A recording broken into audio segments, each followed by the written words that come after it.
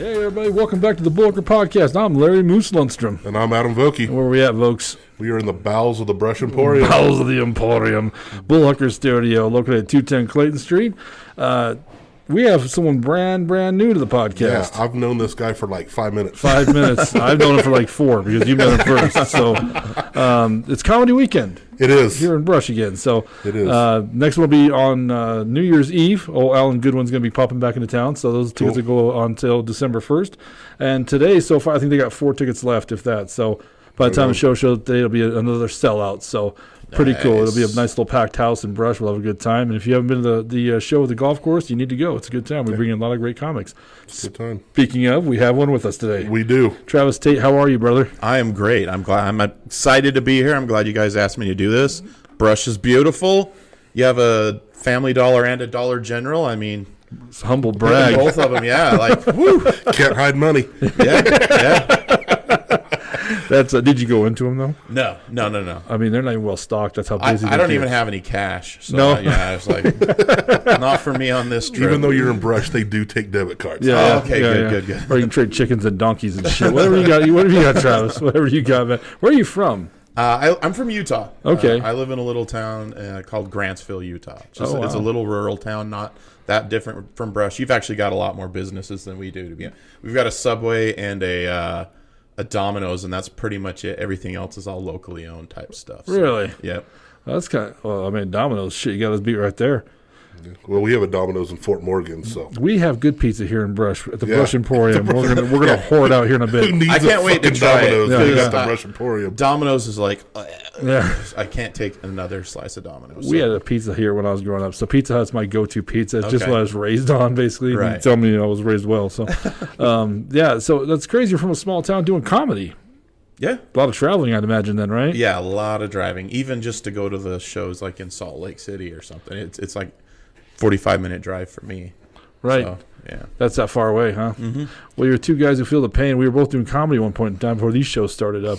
We just drive into Denver. We're really to do it. So same thing. Yeah. We drive to Denver for 3 to 5 minutes of stage time and then an hour back. There were plenty of times we'd go to open mic nights. You'd sign up, Travis, and it'd be him and I, and we'd be the last two to perform that night. So he was doing his fucking material for me that I listened to on the way up when we first started. So that's how these shows in Morgan County actually started. Was we said we're going to start our own show, and it just turned out really well. It was nice. Yeah, we thought we're going to start our own so we can perform whenever and for however long we want. Right. And now neither one of us perform. And you just stopped. We just produce the shows. Yeah, we had the longest running independent comedy show in Colorado before the pandemic hit. Oh, wow. So, well, it's still running. Yeah. Well, there was a pause. That's all. Yeah, it's just a pause. That's what it was. So we almost hit 10 years. You didn't choose the pause. We didn't choose the pause. It was a CDC interruption. I think it counts. It still counts. Yeah. Nobody missed it. Yeah. Nobody missed nothing. So, did you do a lot of Zoom comedy when you were during the pandemic? I did a couple, and it's only because it was part of like a festival type thing, and then. When everything first closed down, so I do this club called Wise Guys in Salt Lake, and they kind of decided, well, there's nothing going on. We can bring a few comics in because there was like a 7-person limit or some crap like that.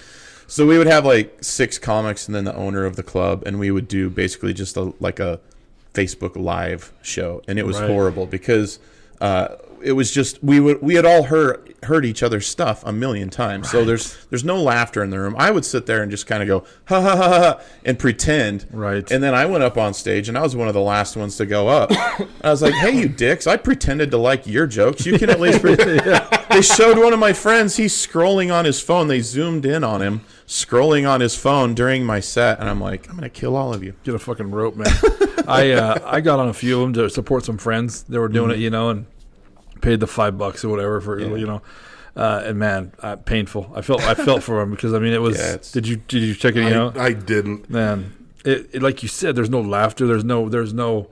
What's the word I'm looking for? No feedback. Like feedback. Yeah, I mean I was like, whew, this is tough, and it's shitty because some of the material that was being thrown out was quite clever. Yeah, it was good stuff. That Mike might have even got a laugh, which is tough to do. So, yeah, it was nuts. There was a podcast I was listening to, and they were talking about like the different types of shows that popped up, like the Facebook shows and the Zoom shows, And there was one comic talking about doing a show at a drive-in theater. So they did the stage up front, and then everybody's in their cars. They said it sucked because instead of like hearing laughter, if somebody liked the joke, they'd start flashing their lights or honking their horn. Oh, yeah. And they're like, that was so distracting. Right. Seeing up there, then all of a sudden everybody just starts honking their horn. Right. So you have to stop, and let everybody quit and then start back up. Yeah. Well, I want to talk more about your comedy, Travis, here in a bit. Before let's get started, though, first of all, if you're new to the Bullhucker podcast, welcome. What we do on this it takes me a while. This is the first okay. one. I'll stutter quite a few times. Thank so you. it's all good. The massive seizures down here. What the podcast is, we bring on a guest. Today's Travis Tate. Travis is going to tell us 3 stories about his life. Now, here's the kicker. Only 2 of these stories are true. One's either made up, borrowed, or it's part true, part false. We're not going to ask you what it is. We're just going to try and shoot from the hip on this, right? Because we've been doing so awesome at that, right, Adam? Yeah. And at the end of the podcast, Adam and I try and guess which one of these stories isn't his or is the lie. So the Bullhucker. It's tough. It's what we call the Bullhucker. We'll see how it goes because I'm a terrible liar. I just tell the truth most of the time just because I can't lie. So it's like it's just to save my own butt, basically. Yeah. I'll just tell the truth. It's easier. Well, Travis, here's some truth. Everybody tells us they're not a good liar, then kick our ass at this podcast. Okay, all right. It's not much. We're very gullible people, Travis, so it all works out in the end. So, are you ready to tell some stories, brother? Yeah. Let's get down to it. Adam, you want to read them off? Yeah. We got comedian versus crowd, road construction, and hunter's safety. Hunter's safety. I picked the last one, man, so pick one up. Or do you want to tell them a certain order, or do you care? Whatever Okay. you guys Travis choose. Tate's an open book. Let's do it. I'm going to go with hunter's safety. Hunter's safety. Okay. This is the year I turned 14, I believe. It was the first year I could actually go hunting. So it was probably, I'm 46, it was probably like 90, 91, somewhere in there, okay? So I'm out with my dad and my brother, and it was like, I was pretty excited. I was pretty pumped up. This is the first time I actually get to shoot at a deer if we see one. And we're kind of going across, we're going through the forest, and we're going along this ridge. And there's kind of like a thin little trail, just a walking trail for us to go on. And my dad goes through it, and my brother goes through it, and I'm going through it. And I don't know if I was just like daydreaming or looking off at the landscape or whatever. Right. But I slipped. Like the ground just kind of moved under me, and I slipped. And I'm holding my gun, and the next thing I know, I'm like, okay, I'm going down the mountain now. Oh, shit. And I hear my dad turn around and go, Travis! And I just started rolling. And I started hitting trees. It would send me the other direction. I was like human Plinko. With a gun in your hand. Yeah, with a gun in my... Yeah, I had a 30-06 in my hand. Luckily, the safety was on. It's hunter safety. Right. So, I mean, I don't know. It seemed like I rolled for about 20 minutes, but it was probably about, I don't know, a minute or whatever. It was pretty steep, though. I couldn't stop. Right. I didn't stop until I got all the way down to the end of the mountain. And, I started like, patting myself, making sure everything was still, movable Connected. or whatever. And I was like, all right, I'm going to stand up and I'm just going to laugh and I'm just going to go, that was crazy, right? So I stood up and I saw my dad come running down the mountain and I just immediately started bawling like a baby. I was just like, oh, it hurt so bad. It hurt so bad. And that was the end of that story. Daddy, take the gun and shoot me. Yeah. Shoot me, Daddy. Basically, put me out of my misery. That's funny. That'd be Hobble scary. back to the car. That's scary, especially with a gun in your hand. The safety can also be clicked off, right? If you're rolling uncontrollably, So, yeah, that's crazy. I'm sure my dad was like, how's the sight? Is the sight still good? That's what you're talking about. I was like, oh, that scope is getting so knocked out of square or alignment or whatever. Lately, there's been a lot of hunting stories on this I know. podcast. Oh, really? I'm not a hunter at all, man. Do you still hunt? No, No? Once I started playing football in high school, I kind of got out of it. Yeah. I just didn't have time to do it, and then once I started having kids of my own, my daughter wants to go hunting actually. Oh, really? So maybe I'll get back into it. Take her. I don't know. Put the safety on, kick her down the mountain, say, "This is how we start off." Yeah, here you go. This is how I learned. Welcome to the club. It's like those parents who throw their kids in the pool to swim. You know what I mean? That's how they learn. Like, Dad, why? Well, this is going to do it. Okay, feel free to cry at the bottom. I did. It's fine. There's a lot of dry leaves. It'll cushion. That's it's right. fine. But I'll tell you what, I won't call you a pussy to your face like your grandpa did to me. Okay, so there you go. Dude, I'm with you. It's my friend Mac always gives me a hard time. We were skateboarding to school one day, and you hit a rock. and I'm moving, man. I've done that. I tumbled, and I just tore my knee up. And I got up and he's like, "Sure, you crying?" And this is a story he fucking brings up all the time. Like, if I could go back in time, I wouldn't kill Hitler. I wouldn't stop 9/11 from happening. I'd stop me from skateboarding to school that day. I'd be like, "I'm sorry for everybody else's shit, but I don't want to be hounded by this for the rest of my life." You know. If he comes on this podcast, he lives in Oklahoma. I guarantee that story gets told because he was like, Larry cried like a little girl the whole time. Like, you really hurt, you know. And it turns out I'm kind of a big bitch. What are you gonna do? All right. Yeah, those burns hurt, man. they do hurt. I definitely hit a few rocks on a skateboard going as fast as I could. Oh man, and that was before helmets and knee pads and all that crap Yeah. too. I see those kids now, and I'm like, look at these little nerds with their helmets and their knee pads. Right. And my youngest daughter wanted to get into skateboarding a couple years ago. She's 13 at the time, and so I get her a skateboard, and she's like, "I need a helmet and some." I'm like, "No, you don't." She's like, "No, I need a helmet." I'm like, "No, you don't need a fucking helmet." She's like, "Really?"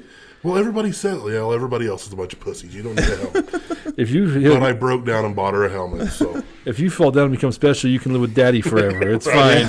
I sent my oldest daughter back with a broken leg one summer. I didn't want to send my youngest back with a concussion. That's it. Yeah, I used to be big into skateboarding, man, but I've never been coordinated in my life, man. Never ever, Travis. So I ate shit on that thing more than I can imagine. You said you're 46? Yeah. So 47 and 48 here. Okay. So like rollerblades, did you ever get into rollerblades? No, I never. I'm not gay. Yeah. An important question we want to know here at the Bullhucker podcast. Guess I'm selling my rollerblades. I'm just kidding. That's funny, dude.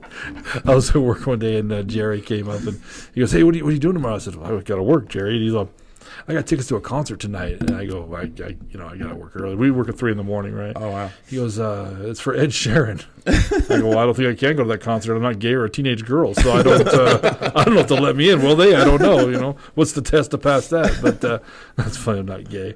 They had bought me some rollerblades at one point in time in like '93. Oh, okay. When they were huge. Yeah.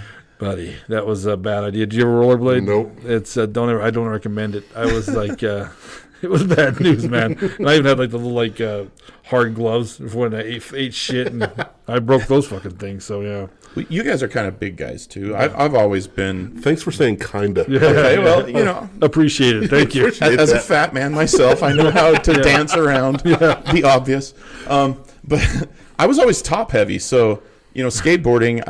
I at least felt like I had at least my feet under me, but rollerblades, that one was like, no, I'm definitely gonna die if I get on rollerblades. Yeah. There's no stopping. Yeah. It's not like I can stick my foot down. My foot is the problem. Right. It's like a reverse T-Rex. I get you. Yeah. You ever been skiing? I've snowboarded, but not. I live in Utah, but I don't ski. So. I live in Colorado. I don't ski. Okay. I went skiing once from high school.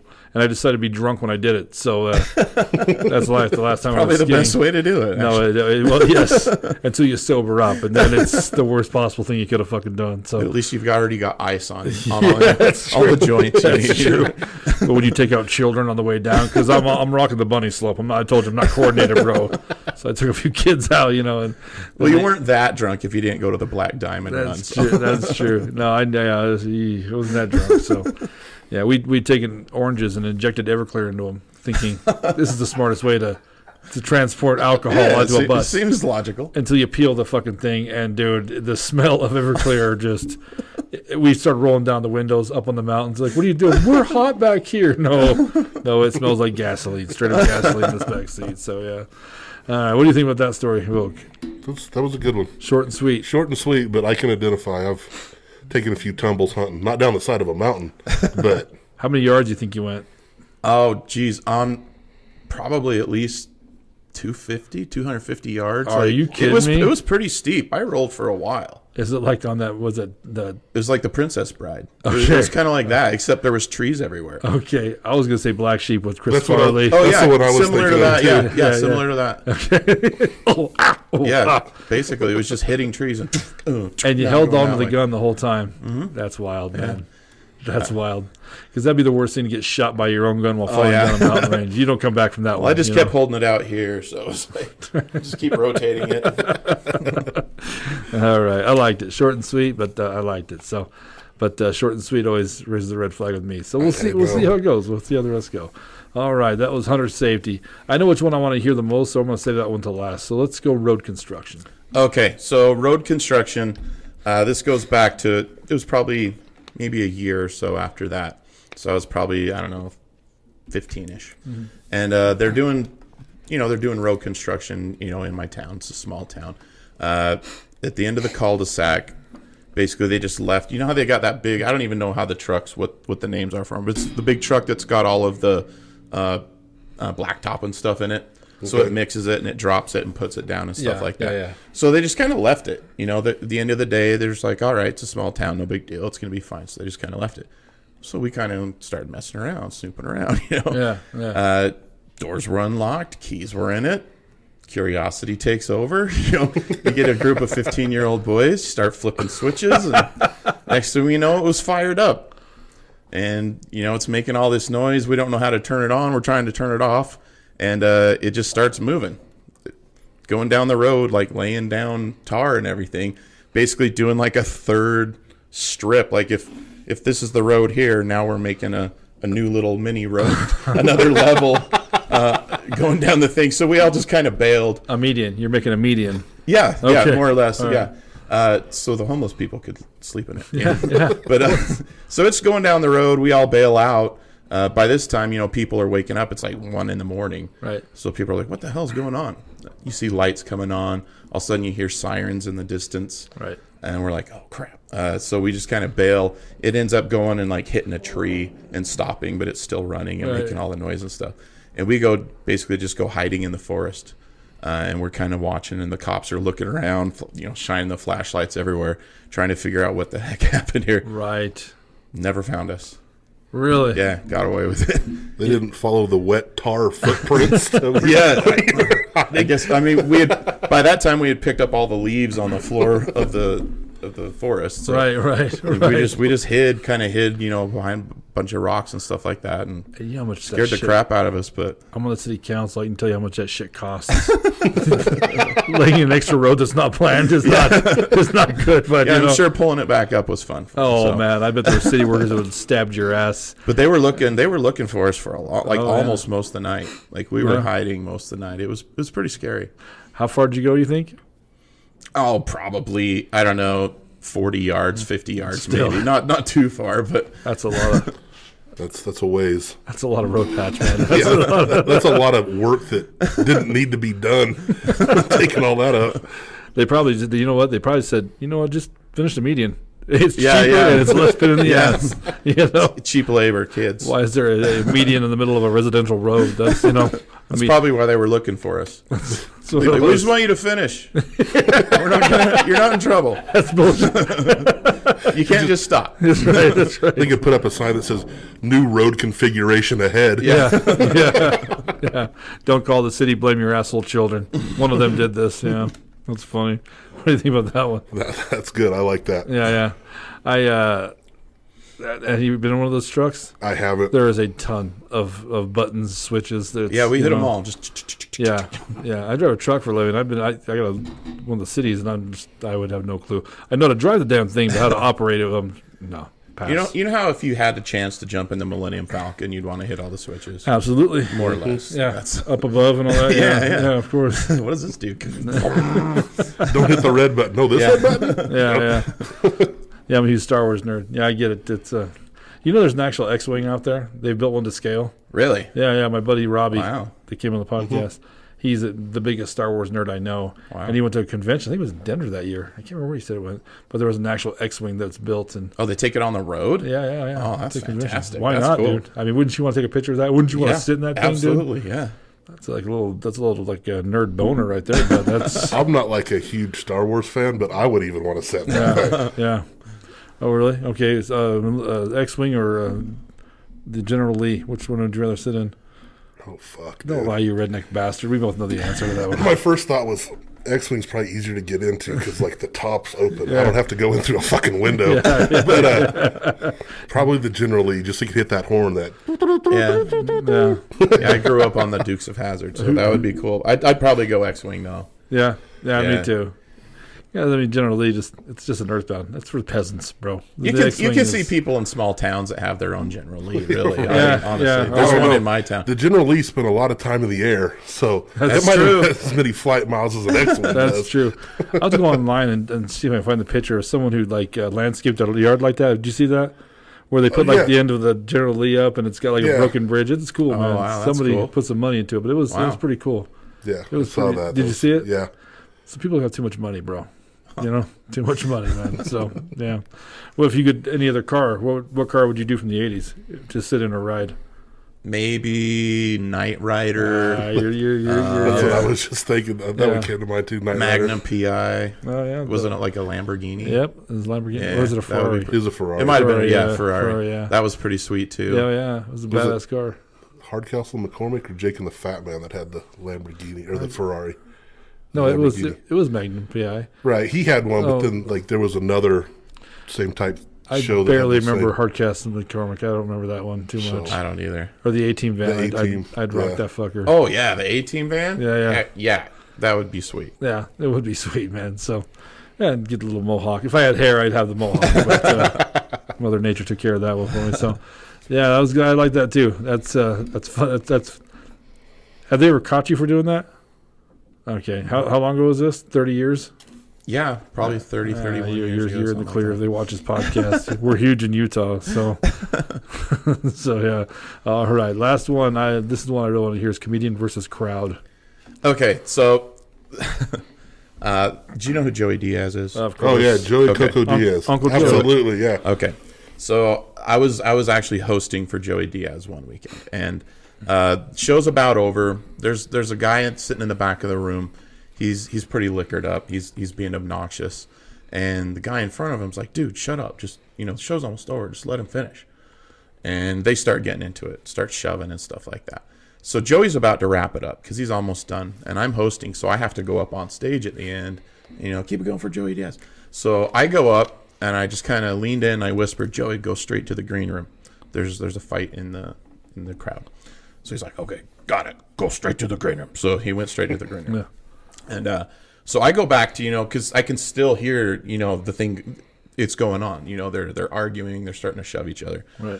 So I go over there and I'm trying to calm it down because I'm kind of a big guy. I just naturally kind of try to diffuse the situation. Sure. So the drunk guy starts flailing his arms around. He ends up hitting the hostess in the face with his fingers, kind of right across her face. So I kind of grab him at that point, and I'm carrying him outside basically. And we go up the ramp, we get him outside, and then the bartender and the owner come over, and a couple of the managers, and they're trying to diffuse it. And he's like, "You just kicked me out because of this and because of that." And we're like, "Dude, it's because you were talking and you started hitting people. That's right." And the show's over also. So I don't know why. Why are you still arguing with us? Just go. Yeah. Maybe he really wanted to see what the host had to say. I guess. Yeah. So just we thought he was calmed down at that point. And he just out of nowhere, just sucker punches the bartender right in the face. So he went one way, and then me and the bartender kind of split and kind of went around him to cut him off. Right. So we got a hold of him, and the bartender had a pocket knife, so you can open stuff up, and it kind of fell off. So I grabbed the pocket knife and threw it into the street. I was like, I just want to eliminate that from whatever's about to happen here. Right. I don't want to get stabbed or anything. Right. So I end up, getting him from behind. I kind of get him in a chokehold. It wasn't like an MMA. It was the $1 Million Dream from the $1 Million Man from the WWF. And I was like, that's what I know. I'll do that. Let's see if it works. Right. So he kind of starts going down and going to sleep, and then, I'm kind of on top of him. He's like, "Hey, let me go. I can't breathe." This is before George Floyd. But he was like, "I can't breathe." So I was like, "Okay, I'm gonna let off you a little bit." Derek Chauvin, even I knew this, and I'm not a cop. So I let off him a little bit so he could breathe a little bit more, and he starts trying to get away again. So I just kind of clamp on him again. So I just lay on him until the cops get there. Well, in the meantime, all the people that were in that show were outside filming the whole thing. And they're like, "Dude, what's your name again?" Because I was about to headline the next week at one of the other clubs in town, one of the other wise guys. And I couldn't talk. I was so out of breath. I'm like, and I remembered I had my business cards in my front pocket. Todd Johnson. My name is Todd Johnson. So I pull out my business cards. And I'm like, "Just pass them out." So they're passing them out. But this one girl, there was a couple different people that filmed it, but there was one girl that filmed it, and she put it on TikTok, and she put that it ended up getting like millions and millions of views, like KFC Radio from Barstool Sports, they shared it, and that's kind of what made it blow up. But she put that this guy was trying to murder Joey Diaz, and the host took him out and saved his life. And she didn't credit me on it. She sent me a message on Instagram, and I didn't even read the message because her name, I thought it was a porn spam thing, so I just didn't open it, and I deleted it. So she asked me for permission to post it or whatever. And if I would have read it, I would have told her, actually, what you put right here is completely wrong. Right. He wasn't going after Joey at all. It was just kind of something that happened in the crowd. Right. It had nothing to do with Joey Diaz. The guy just got drunk and had a bad night. So I ended up, saying that it was actually on KFC Radio's Twitter feed or whatever, because they posted it, and people were like, Joe Rogan needs to buy this guy a house because he saved Joey Diaz and all this shit like that. So I was like, hey guys, I'm the comic from the video you saw. It was just a guy that had a bad night. He wasn't going after Joey Diaz. Right. I just want the truth to be out there. This lady, she wasn't being like malicious, or she kind of put the things together. She saw the knife get thrown into the street. She saw, me jumping on top of the guy. So she just kind of filled in the blanks with whatever information she had that this guy was trying to murder Joey Diaz. Right. So basically it wasn't. As soon as I, told the truth on Twitter about it, it just like went away. It was like the ocean just calmed. Yeah, people were like, oh, okay, well, it wasn't that he almost got murdered. This isn't fun. Right. Joey Diaz like, that cocksucker tried to murder me. Yeah.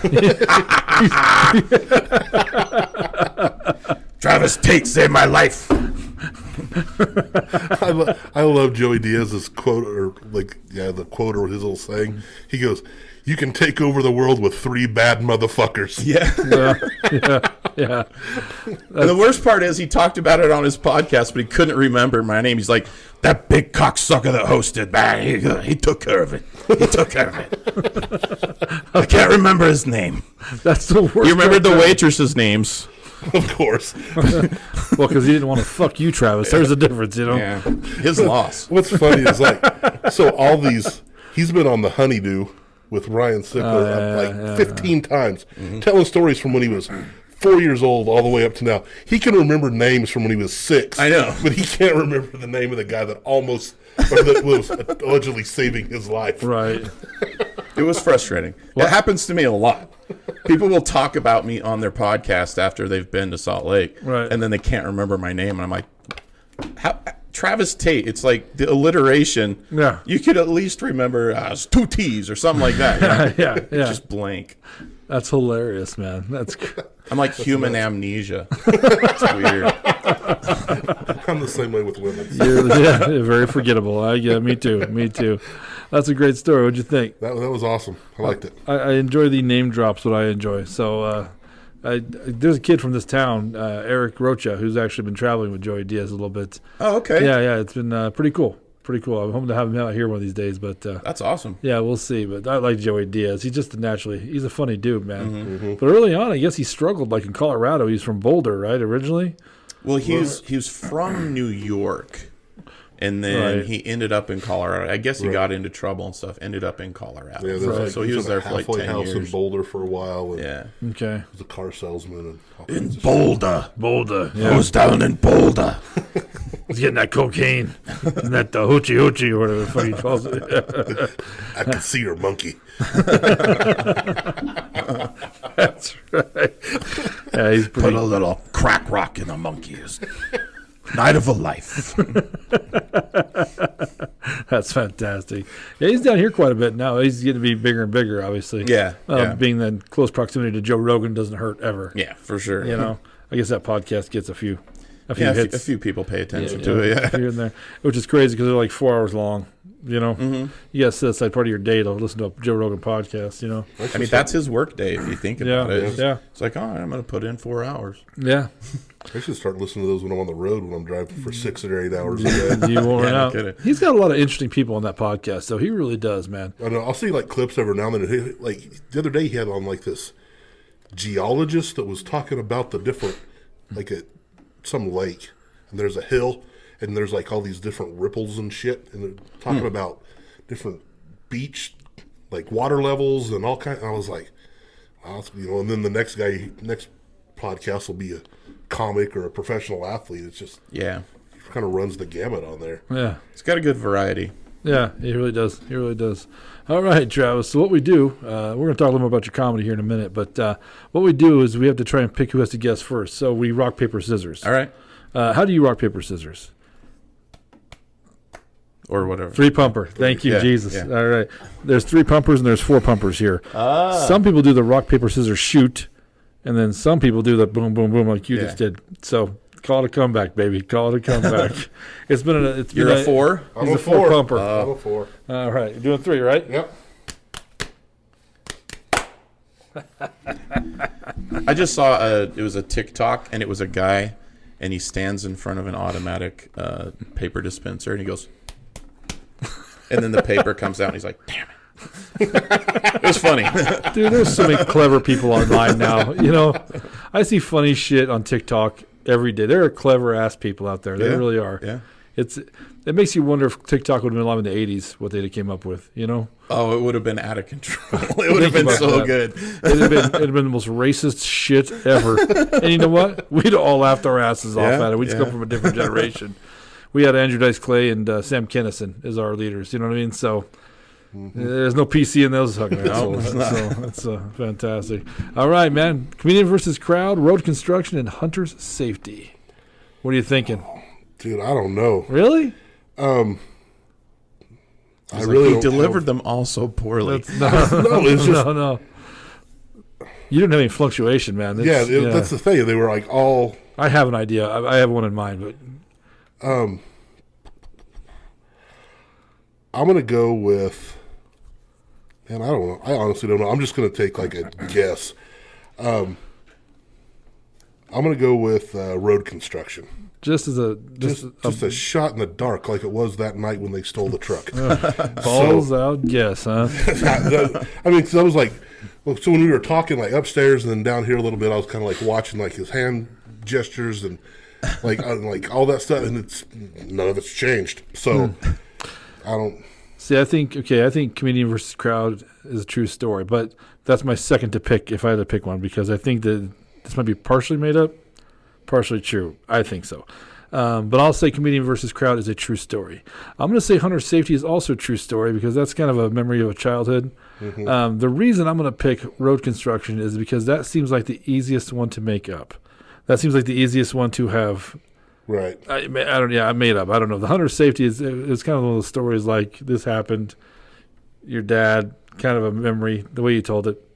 I'm going to take road construction too, so we're going to double up on him. We're going to double up. All right. But before you flip that over, I do want to say thank you to the Brush Emporium for giving us this place to have our podcast here. Do you like it? Yeah, it's awesome. Yeah, this is an awesome setup. It really is. It's cool. And they've been so awesome at letting us have this down here. When we come down here, like if they're working down here, they stop and let us do our podcast. They're nice. Awesome people. They're so fantastic. If you haven't been to the Brush Emporium upstairs, they have, I don't know how many, 37 now vendors. They have a bunch of homemade stuff up there. A lot of people are sharing their wares, you know. So if you're looking for a great Christmas gift, check out upstairs at the Emporium. And while you're here, get some pizza, some wings, some ice cream, some frozen yogurt, some funnel cakes, pretzels, pasta. They do all kinds of stuff now. This place is not even a year old yet, you know. It's kind of cool. The 4 people own it. One's the mayor of Brush. One's an ex-mayor of Brush. And then they're Tom and Gilbert. Tom and Gilbert. But they're people who love this town. They made this here to bring some business down to a small town. Business is dying. You know, they're downtowns. How's your downtown? Where you from? It's pretty much, dead. It pretty much is. Yeah, everything. There's still a couple here and there where, you know, business will go into the same little building. Right. But yeah, it's pretty much knocking things down and putting brand new buildings up, which kind of sucks. Right. But that's what's happening to all small towns. So these guys have actually stepped up to do it. It's 210 Clayton Street. If you haven't checked them out, man, come check them out. They actually have a cool little place to eat. They have a bunch of board games sitting there, a chess table sitting there. So bring the family down. They can have game night with the kids if you want while having pizza or whatever they want. Feed them full of ice cream. It's good for them, right? Right. Absolutely. Two fat guys. I mean, what's not healthy about us, right? Right. Anyway, thank you, Brush Emporium. Please make sure you support them. I really do appreciate it. And then if you're watching this on YouTube, there's a little button down there in the corner. It says subscribe. Click that button. It's a small click for you, but a big click for us. It's a big click for us, baby. And no matter what you're watching or listening to this on, leave a rating and review, right? Yep. And a comment. Let us know what you think. Travis, do you have a website or a Facebook or anything like that? You can follow me at Travis Tate Funny on Instagram or Twitter. I dead name Twitter. I'm not going to call it X. Also, just Travis Tate Comedian on Facebook. Okay. So.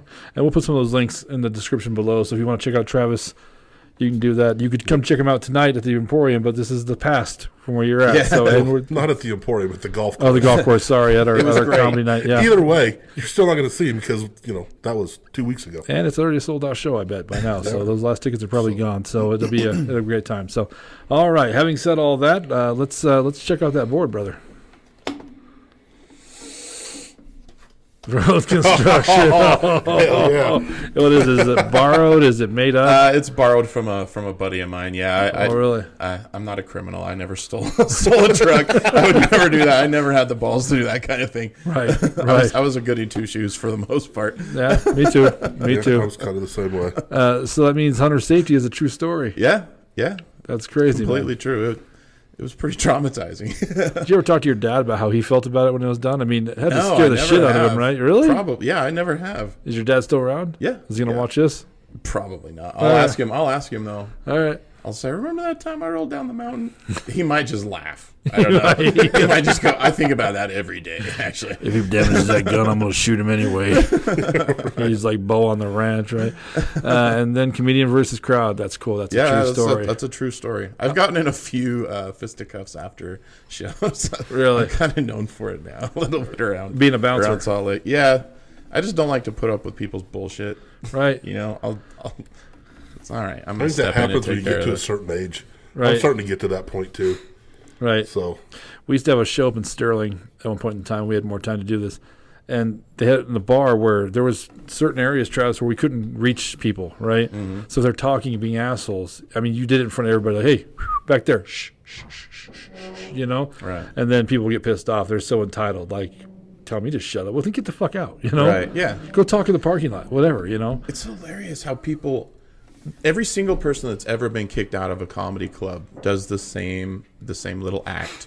Right. What, you can't laugh and have a good time at a comedy club? We were just laughing. We just came to laugh. Right. We You were can't have making the fun at show a better. Yeah. Right. It's always the same Oh, I know. 4 statements. And they're never wrong, Right. but you're always wrong. If you got kicked out of a club, you're being a dick. Oh, I agree. I agree. we had up in Sterling at the golf course there during a show, like Moose was saying, you had to do this in front of everybody. And I had to stop a show one night. Zach Moss was on stage. And we had to bring the show to a stop to escort this woman out. She was there with her boss, and it was like a company Christmas That's party. right. Oh, yeah. And That's so the worst. they took her out, and I was like, dude, I am so sorry. But man, Zach did awesome. He bounced right back. The crowd was right back into it. But man, that was... And she was screaming and yelling the whole time. Yep. And she's usually mellow. She was just hammered. Right. So my mom used to come to all these shows. She used to take our tickets for us and stuff. Well, this was a known person in town. Mom had to go to an appointment there. Walked in, saw her, and she looked at Mom and looked right down. And Mom didn't say shit to her, but it's like, Yeah. And her boss had to leave the show and drive her back here to Brush. Wow. That's 80 miles round trip to go back and pick up his wife. You know what I mean? So, would you want your boss to have to do that? Hell no. Oh, no. There's been a few events we've had to mess around with. The one time you were in Texas and I was doing a Christmas party with another comic, so we hired a third comic who we know, a buddy of ours, to run the show. It was him and my mom were running it, and some blonde chick just stepped on stage with Dave Testero and just sat down. And She just took her chair up there. yeah. Wow. And he's like, someone want to get this bitch out of here? And our buddy Steve's not very big. My mom's got arthritis and was at 60 at the time, so It got to a point where this chick did it twice. The third time, she came back with respectable friends, so he kicked her out, like right in the get-go. Like, how'd you get in here? Bye. And she was like, what are you talking about? He's like, we're not doing your shit today. Time to go. He kicks her out before the show even starts, you know? Yeah. That show was Dave Testro, John Christ. John Christ, yeah. Who's got huge John now. Christ, yeah, he's and huge now. Steve Young. Yeah, So. yeah, he was opening for Testro at that time, so... The first time I met John Christ, he was like, "Hey, I'm gonna do a Instagram reel. Do you want to be in it?" And I'm like, "I guess, whatever, dude." And then find out later his views are getting like millions and millions. Yeah, yeah. It's like, oh, okay. I guess I was Christian comedian who did it right. So very niche group. They love him. So he's a pretty nice guy too. Chris, he's always been a good dude, you know. Whatever dealt with him, but he was laughing his ass off because I got back from that Christmas party with the other headliner. And Dave was like, "You got to get control of this room." He's all upset. I get it, you know. And Chris is just laughing his ass off in the back seat. He thought it was the greatest thing ever, whether having this chick. So, I used to work at a club in Pueblo, just a regular dance club. And you're right. It's funny when you have to kick people out, because then the story you hear is like, "Oh, I was just reading the Bible, drinking water, right?" And the bouncer just started punching me. I said, "Please stop punching me. I don't want any violence." Well, no, what happened was we looked at the camera, you punched the girlfriend, and then you took a swing at our bouncer, and then it'd take you down as you bit and kicked him, you know. And wow, yeah. Because the owner was a pretty popular club in Pueblo, so if you wanted to come back in, you had to write an apology letter to the staff. Wow. That's what he made you do to get back in the club. I like that. Yeah. And then all the managers would sit down and decide whether they want him back in, and it was always the same. Like, oh, I don't know what was going on. It was my buddy doing it, not me, blah, blah, blah. No, man, it was you, you know. You want to be an asshole and... You know, it was before fucking around and find out was a thing, you know, but basically what it was. So, yeah, it's got to be tough. How long have you been doing comedy for, man? 12 years. Really? I just passed over 12 a few weeks ago. That's cool, man. What brought it on? What brought you to comedy? I just always wanted to do it, and I didn't start till I was 34. And I would talk about it because I got married super young, had kids right away, so I instantly jumped right into like responsibility. Right. So I did play like in an indoor football league. So that was kind of my outlet for a while. But once I couldn't do that anymore, you know, I screwed up my back, screwed up my knees. After I was done playing football, then I kind of, you know, leaned toward comedy. But my wife just kind of said, you know, either go do it or shut up about it because I don't want to hear about it anymore. So I finally went and tried it, and it went well enough that I went back, and I was like, I kind of like this. This is what I thought it was going to be. What's your wife's name? Penny. What's up, Penny? She's the best. You are the best, Penny. Thanks for loaning him out to us for the weekend. That's a cool story, though, man. And do you ever thank her for that? Oh, yeah, all the time. Would you have not done it if she didn't push you? Probably not, to be honest. I probably would have just kept looking for excuses. I'm kind of that way. Right. I'll talk myself out of things that I really want to do this, and I'll talk myself out of doing it. Yeah, that's cool. That's awesome. Where's your favorite place to perform there? In Utah? Yeah. It's one of the Wise Guys. You know, there's 3 of them, and they're all just pretty fantastic. Right. It's really cool to have 3 clubs within an hour and a half of my house that I can go to. Provo, Utah, and so Provo, there is Dry Bar in Provo, and I do that once in a while. But for the most part, it's Ogden, Salt Lake, and then one in the suburbs. It's called West Jordan. How does it work there with the liquor? I've always wondered, man. Isn't it different with the liquor there? It's not as different as it used to be. Okay. That used to have to like actually join it was basically a club. Like anything that served alcohol was called a club. Right. And you had to basically have a membership to that club. So, you know, maybe it was $5, maybe it was $100, depending on the place. Right. Now it's just you can get a bar license, and once the Olympics came, they kind of changed everything. They were like, okay, maybe we are a little weird. And they started toning it down a little bit. So now you can just get a bar license, and they just scan your ID just like anywhere else. Right. I don't know exactly the limits on like how many drinks you can have with you. They used to limit if you could walk around with it. Yeah. Like if you go to, say, an Applebee's and you order a drink, you have to drink it at the table. I know that. Okay. But like at Wise Guys, you can walk around with it because it's actually a bar license. Okay. So in the bars, you can walk around with it. But if you go to like TGI Fridays, you got to stay where you're at. Is it just still 3-2? No, they bumped it up. It's 5. That's all. It's regular and stuff like that. Yeah. They got rid of that. So. I used to have to drive my niece to Provo all the really? time. Yeah. Oh, wow. What a clean little city. It's a clean little city, though. Yeah, it's nice. But, man, there ain't shit between here and Provo, man. Once you leave Grand Junction, yeah. It's a crazy drive. It's fucking wild. Yeah, I started I loved comedy because in Peppers. Todd, did you ever go to Peppers nightclub in Pueblo?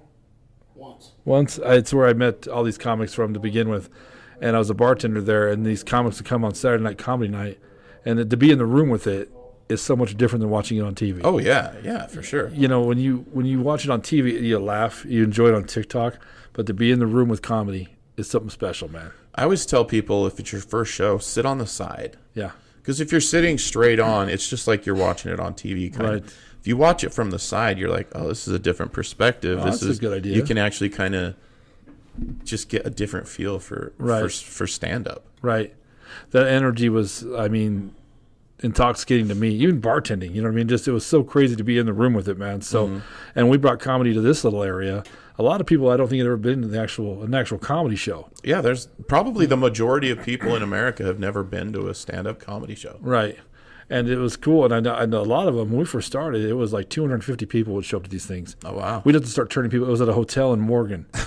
And it was just a fluke, you know. And Right. it just, that first 2 years, it was nuts. We had to turn people away at the door. The fire inspector came and was like, you cannot do this like this anymore. You have to limit people because there was like a little room, like a little area in the middle that was called the fuck you area, because if a fire starts, oh, you're dead. You're done. You ain't getting out. You know, if you're not on the edges, you're done. So kind of wild, man. What's the plan for comedy? Is it just keep plugging away? Hopefully something will take off. I don't know.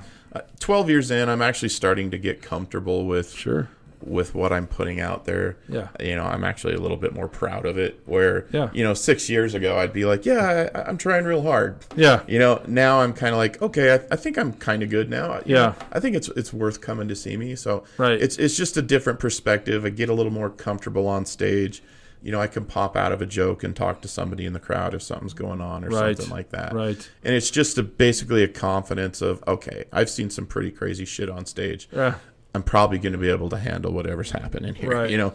So more or less, I mean, I just want to make a living doing stand-up. I don't want to be famous. I don't like being bothered, you know, when I go out in public or whatever. Right. But if I can make a living doing that, and because I work for the post office now, and it's fine. Yeah. But it's not what I want to do for the rest of my life. Sure. So, yeah, it's just kind of, you know, keep plugging away, and hopefully maybe a clip, or maybe I meet a comic that takes me on the road, and that's where I can get my foot in the door at a lot of places. Right. I mean, there's no one way to make it in comedy now. No. There's so many different ways now. So it's just kind of, if you're not doing it, then it's never going to happen. Sure. So you just have to keep doing it and plugging away and see what happens. The internet changed the game, didn't it? Oh, yeah. I mean, it's nuts. TikTok, all that shit changed the game. You know, it's... Yeah, TikTokers sell out comedy clubs, and then people go to see them, and it's like, oh, okay, you don't actually know any jokes. Yeah, it's mind blowing, but people, it's the truth, man. It's nuts. Or YouTubers or any of that. I've seen so many come by the Improv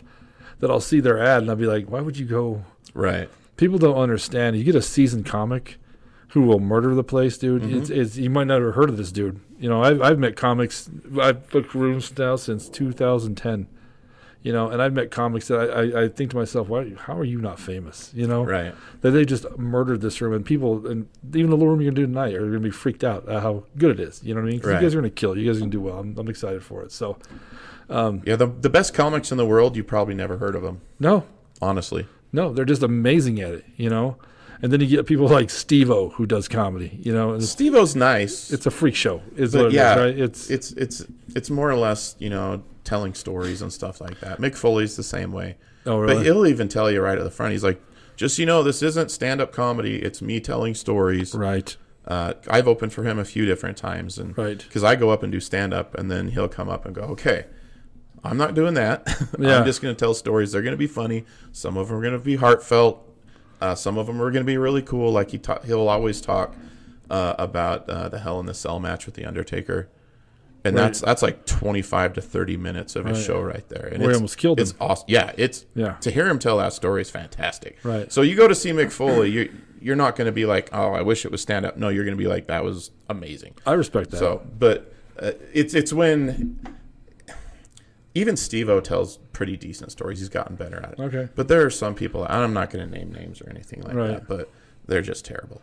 Right. Like if you're going to see him because you like him on TikTok, Yeah. I guess whatever, just go get a picture with them. But Right. don't think that that's stand-up comedy. That's all. I hate when somebody goes to a really shitty stand-up show Because then if it's the first time they've ever seen stand-up, they walk away going, oh, I guess stand-up sucks. I don't need to do that anymore. Right. And that's bad for stand-up. Right.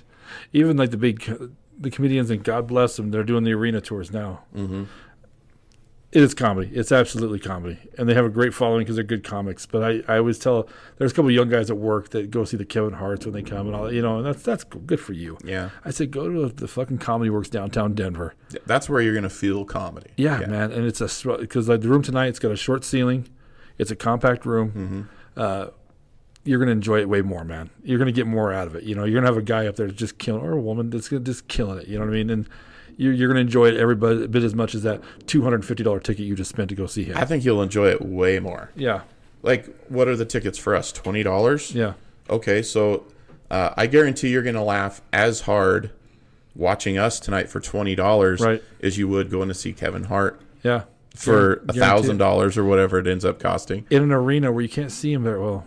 Right. Most people are going to be within 50 feet of you tonight. I've been to a couple at NBA arenas, and it's a terrible show. Like, obviously their stand-up is good, but people just feel free to walk around and talk to each other because it's like, well, they're down there. They can't hear us. Right. Well, the rest of the crowd can hear you talking. Hear you, yes. We don't need to hear about what you had for lunch today. Right. We just want to listen to the comic. But that's kind of where the small room comes in. It's a lot easier for the comic to police the room. Right. And that's where you actually feel like real stand-up comedy. And I like that because I told you at first we had like 250 people. It was a huge room. The biggest problem we had was it was just the thing to do at that point in time, Mm-hmm. And it started slowing down a little bit. We get 100, 125 people on average, after that. But it was 100, 125 people that were there to see comedy. Right, exactly. That loved the shows, that were there to see the comedy. Mm-hmm. And Sterling, when it first showed up, his rooms would pack. We'd have to turn people away, like I told you. But a lot of those people were just there because it was the thing to do in town. Mm-hmm. And it's a small town, right? So after we got past that, like tonight, it's all people that want to see comedy. That's awesome. And that's what we've whittled it down to. And I'll take the 80, it's 80 people in the room tonight. It's packed. It's a small room. But that's what we do, man. So quality over quantity. Yeah, exactly. Yep, exactly. Travis, it's been awesome to meet you, man. It's been awesome to meet you guys. Yeah, I'm excited to watch you. I'm glad that you figured out my lie. That's good. I feel like I raised your self-esteem. We did that today. Yeah.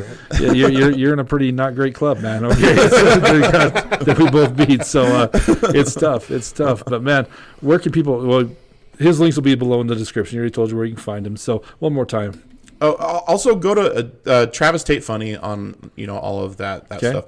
I have a YouTube channel and I've got a comedy special. It's broken up into 2 parts, so part 1 and part 2.